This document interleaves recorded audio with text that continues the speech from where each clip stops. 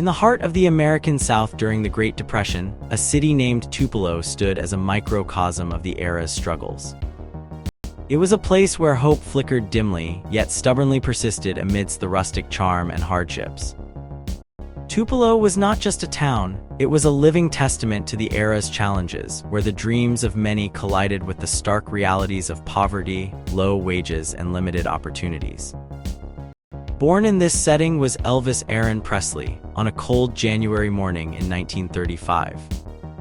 His birth in a humble two-room shack in East Tupelo marked the beginning of a journey that would forever change the landscape of music.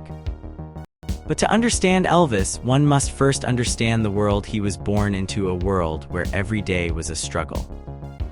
Tupelo, like many southern towns, was grappling with the aftermath of the Agricultural Adjustment Act of 1933. This New Deal law, meant to help farmers by paying them to reduce crop production, had a devastating effect on the town.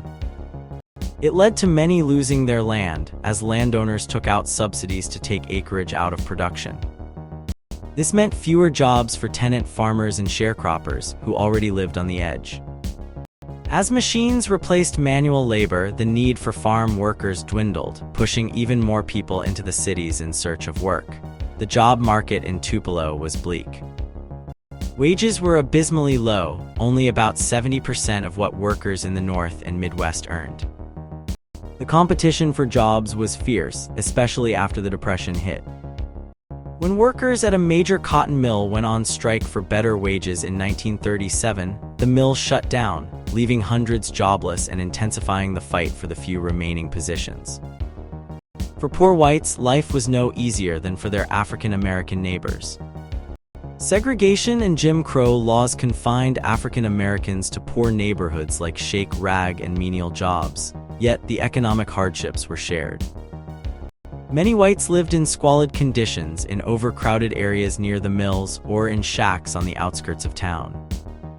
East Tupelo, a ramshackle community, was home to many of these families, including the Presleys.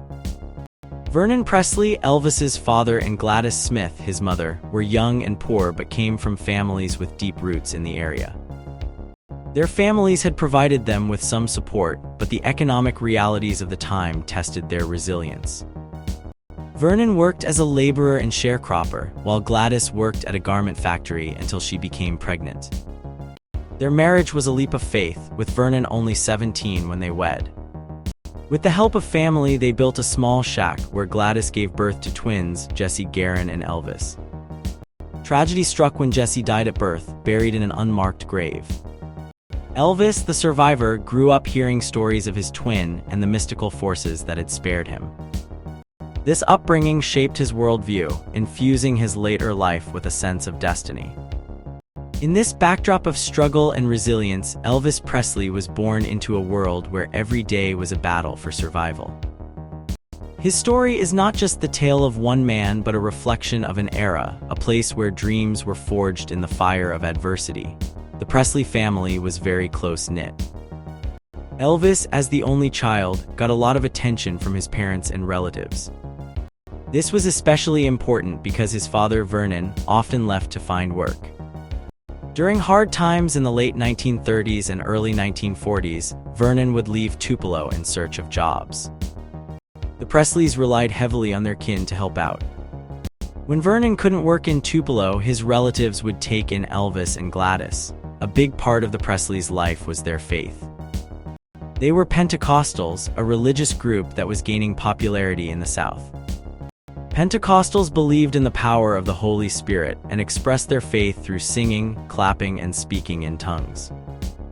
Their services were lively and emotional, and they were open to people of all races. This was unusual at the time because many white churches were segregated. Even though the Presleys were white, they attended revivals where both black and white people gathered to worship together. This blend of cultures was common in Pentecostal services, though most white churchgoers didn't realize it.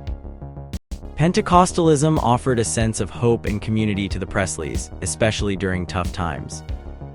One such time was when Vernon was imprisoned in 1937. He, along with Travis, Gladys's brother, was accused of cheating someone out of money. They couldn't afford bail, so they stayed in jail until their trial in 1938. They were sentenced to 3 years at Parchman Penitentiary, a notorious prison. Vernon was released early in 1939, but the 8 months he missed were hard on Gladys and Elvis. Without Vernon's income, they lost their home and had to move in with relatives. Visiting Vernon in prison was tough for Gladys and Elvis. They had to take a long bus ride just to see him for a short time. But these visits, though difficult, brought the family closer.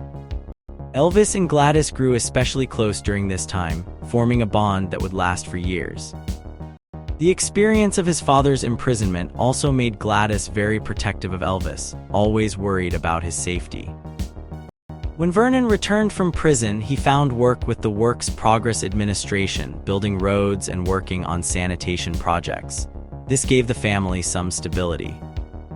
They were able to rent their own home and buy a truck. As the United States prepared for war, Vernon got jobs that took him away from Tupelo for weeks at a time. He worked in a shipyard on the Gulf Coast for a while, but returned home after a month. However, jobs in Tupelo were plentiful, though not as well paying as the ones outside the region. Vernon got a job delivering groceries, and with his new income, the Presleys were able to buy a small house on Berry Street in East Tupelo. These were better times for the Presleys. Vernon's steady job and Gladys's odd jobs allowed them to provide for Elvis. They could feed him well, buy him clothes, and even give him some toys. They spoiled Elvis a bit, making him feel special. They taught him to be polite and respectful, especially to authority figures. Elvis was quiet and shy, often keeping to himself. He was very close to his mother, who always watched over him. By the time he was 12, Elvis started to want more freedom, but he was still reluctant to break his parents' rules. Elvis's love for music was a big part of his life. Music was everywhere in the South during the 1930s and 1940s. It came from radios, churches, revival tents, and local performances. Elvis first heard music at church and during Pentecostal revivals. He learned to sing gospel music, which remained his favorite. But he also enjoyed country music, which was becoming popular.